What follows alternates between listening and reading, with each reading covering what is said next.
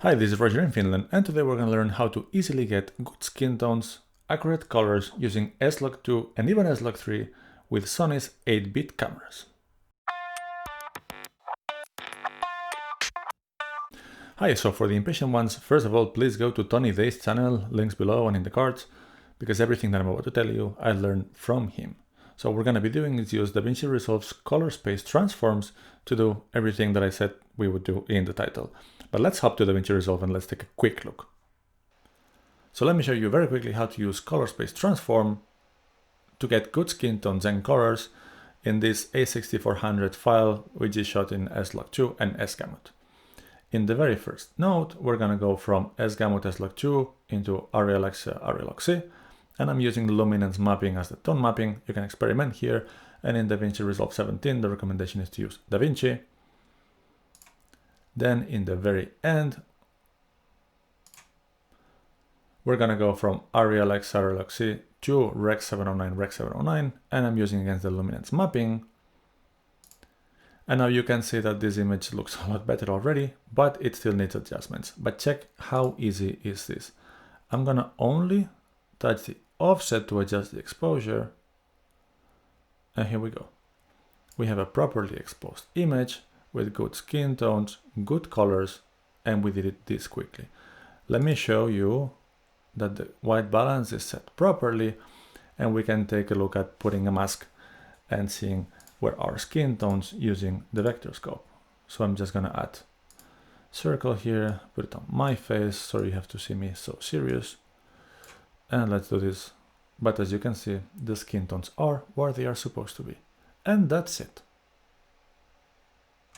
So if you set white balance properly and you expose properly with Slog2 and Sony 8-bit cameras, I'm doing it with a6400, and that's something that you should be doing anyway, regardless of what I'm telling you right now, you have just seen that it's easy to get good, accurate colors and even proper exposure with very, very little effort in Davinci Resolve. Yes, it was possible.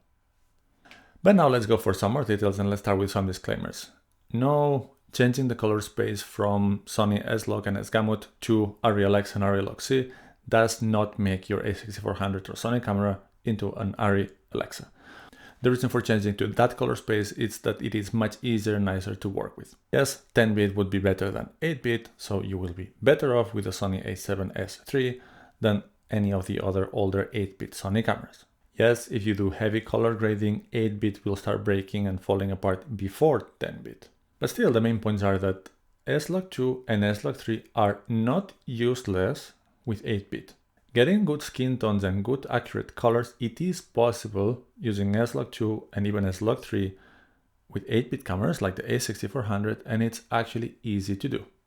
So how this all started for me was by watching Tony Dae's videos on how to use color space transforms, especially I was watching the videos for the Blackmagic Pocket 4K.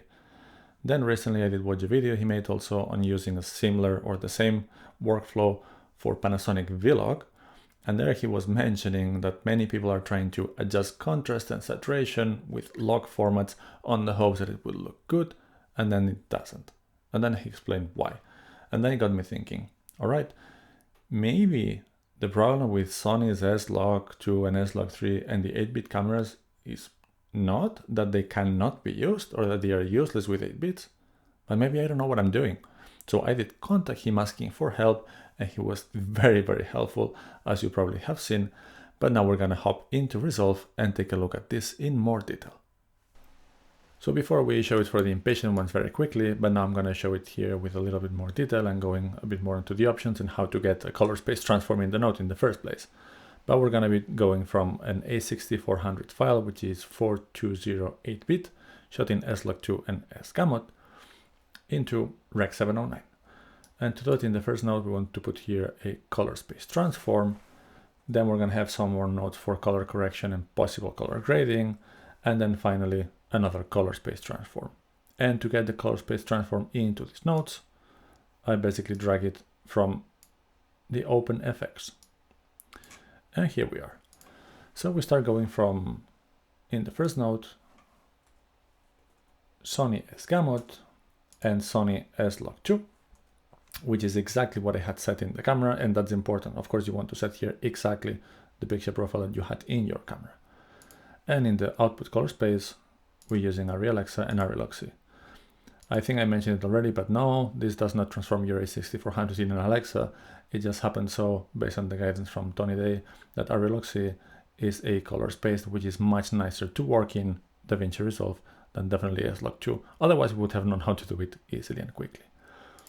In the output node, we're going to use then going from Arri LogC and Arri LogC to Rec 709 and Rec 709.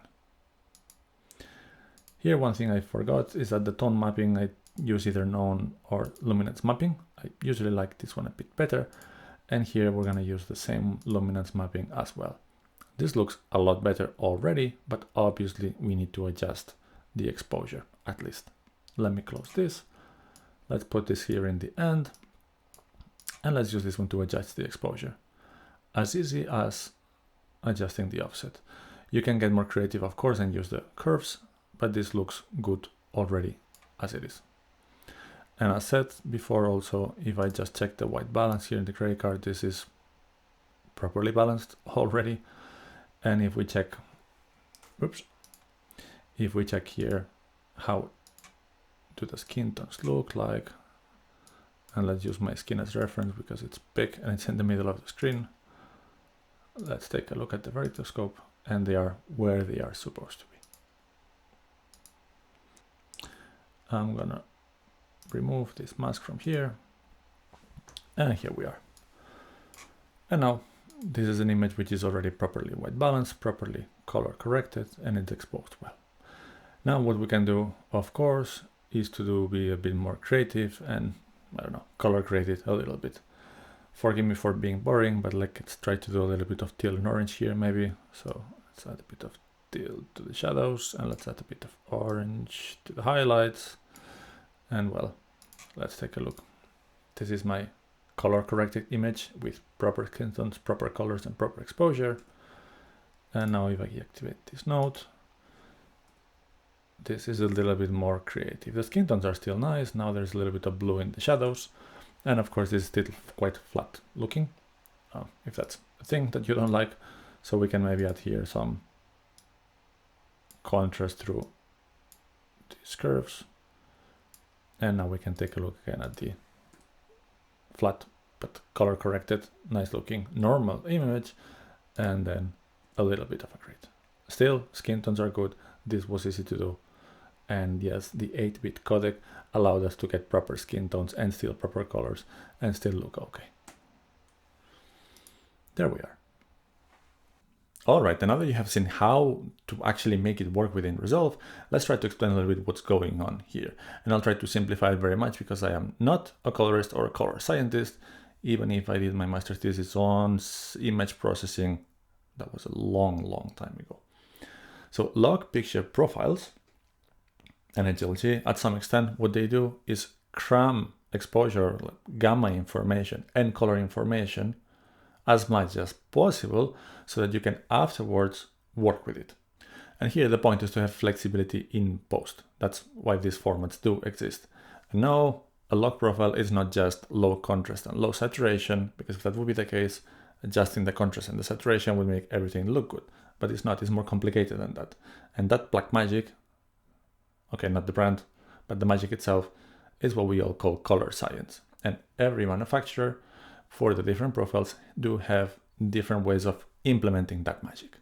And then when we do get that footage into our computers, then we try to work with it to make it look good. We try to expand that really compressed gamma or exposure. We try to expand the colors because they look flat and saturated, and we try to make it look good. And in many cases, what we try to do is we just slap a lot on top of it. Sometimes works, sometimes it doesn't, but it's just a very simple way of trying to address the situation. And then some of us sometimes try to do it manually because we think we know what we do. So we adjust the curves, we adjust the contrast.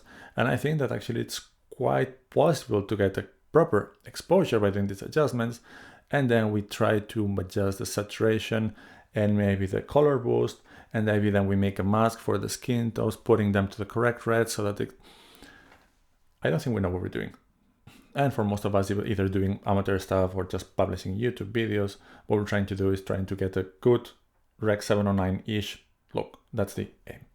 But what it then happens, I presume, is that Davinci Resolve, Blackmagic, in collaboration with the camera manufacturers, develop ways for the software to be able to interpret correctly without guessing what are the colors that are being captured by the camera, even if we have the extra information because we were shooting in a log format.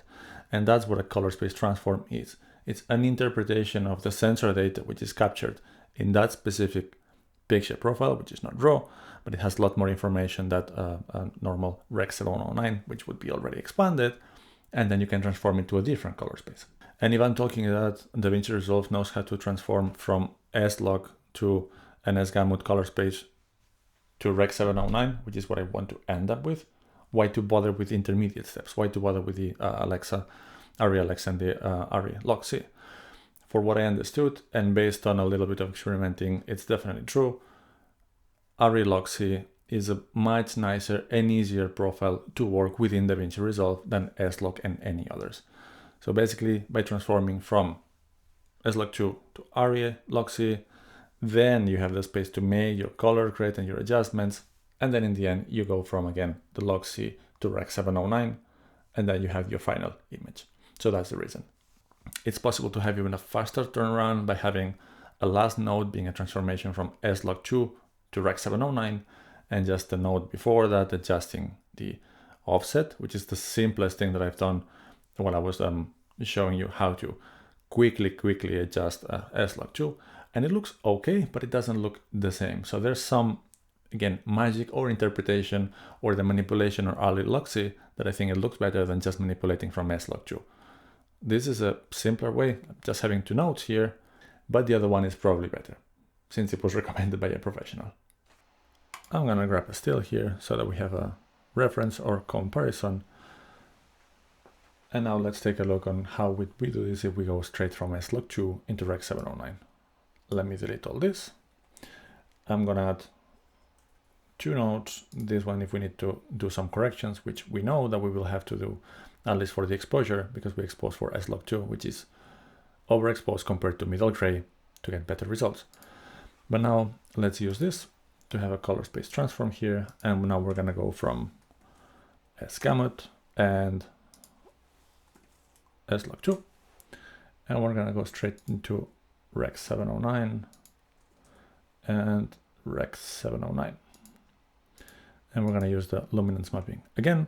And now we can see that we have something looking, well, somehow better. I look green, I think, but now I look like a human being again. But now let's see what happens when we adjust this. This, obviously you can see it already, that behaves very differently when we're doing the same in the Arri LogC. That was giving us a much better result just by adjusting this. So of course I can probably try to adjust a little bit these curves, and this might look okay. Yeah, not so much. This is already a bit more complicated because we're applying this to Slog2 before the final transform. We can take a look at the color to see where we are. Let's see. This is still properly white balanced. And now let's add a mask to my face to see where the skin tones are.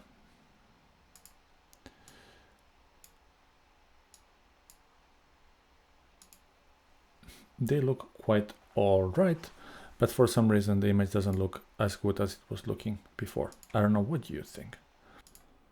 So let me open the stills gallery, and here we have the previous grade. And now we have the one that I used Slog2 to Rec 709. And I don't know, what do you think?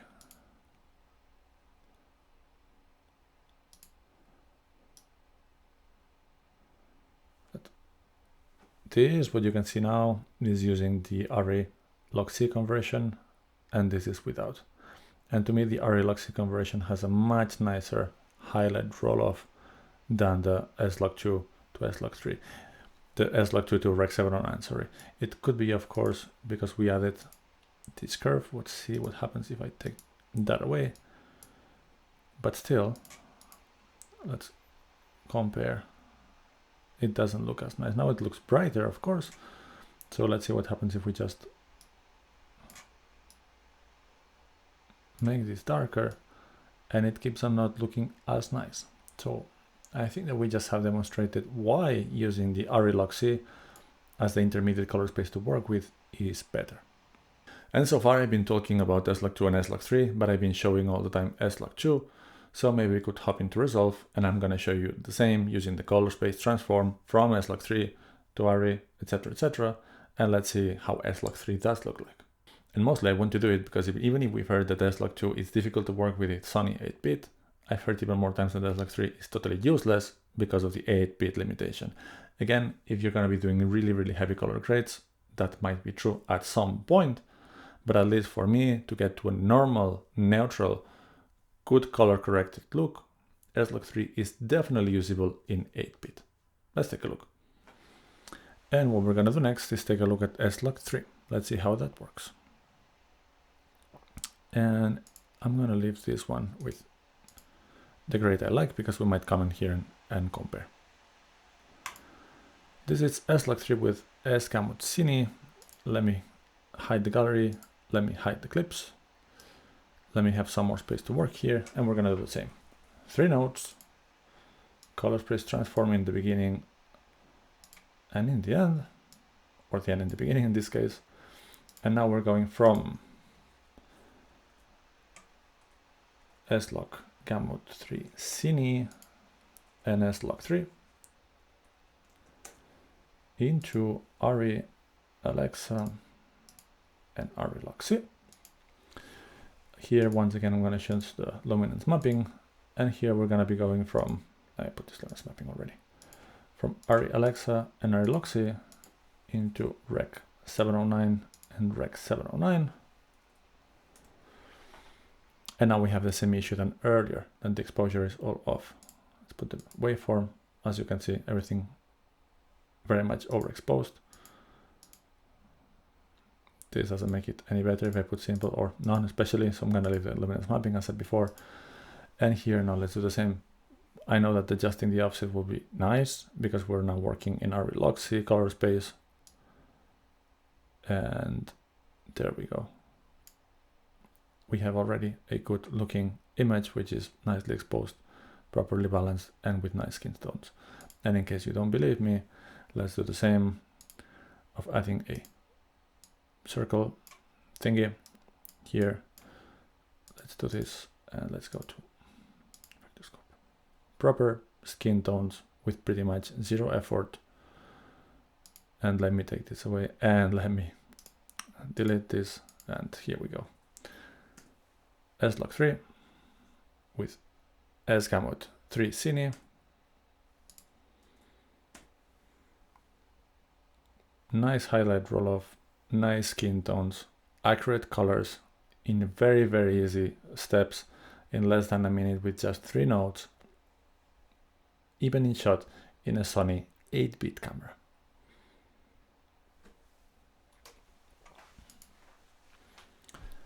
Let me take this still, and maybe just for fun, how about we try to do this manually ourselves in Sony Slog3. Misery guaranteed. So let's see what happens. We can try to stretch this to where we believe it should be.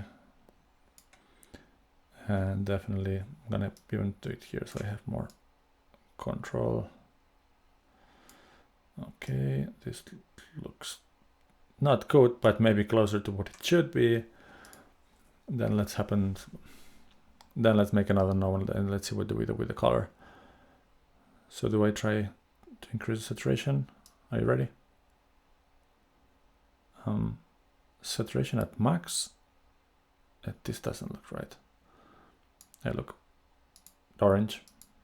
That's how I look. And see how funky way of distributing the information it is, because it's really doing a poor interpretation of what the color should be. And just to make the point even stronger, so let's take a look at this. I apologize for this. I'm gonna grab a still and let's apply this. You ready? Using the color space transforms, using a quick color grade. So quickly, I can't get it. With the color space transforms, super easy. By doing a quick grade, impossible. If you know how to do it without the color space transforms in a quick way, good for you, but I've never been able to, and it sounds like to me that the color space transforms is the proper way of handling this. And now, of course, we can try to take a look and compare how does the Slog3 and Slog2 do compare. So let me make this bigger so you can see here, but we have Slog2, Slog3,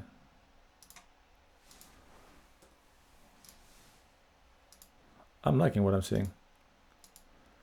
Can you see any really big difference? I can't in this situation. I'm sure that if you're shooting in a complex and complicated scene that you're gonna have to push a lot, then you probably should not be shooting it with an 8-bit camera in the first place. But for most of us in this kind of situations, Slog2 and Slog3 are usable and easy to use. Which of the two are you liking the most, by the way? Slog2 or Slog3? Alright, this video was longer than usual, but I think it was worth going through the explanation, even if the point of it is still that it's easy and quick to get good and accurate colors and skin tones with Slog2 using color space transforms in Davinci Resolve. And what I feel is that now my workflow is changed for the better and simpler to get better looks. I feel that my a6400 now has new life and more possibilities than before, and I hope that that can be helpful for some other people, and hence the sharing. Oh, and spoiler alert, I'm going to have a similar video trying to use color space transform to color correct HLG in the Panasonic G9. So stay tuned for that. But now I'm curious, have you ever tried to use color space transforms? Or will you after this video? I'm curious about that. Please let me know down below. And before I leave, once again, please go check out Tony Dae's channel. It's worth it. There's lots of excellent information. You can learn a lot from there. And if you like this video, please like and subscribe in here as well. And we're gonna see you soon for some more content.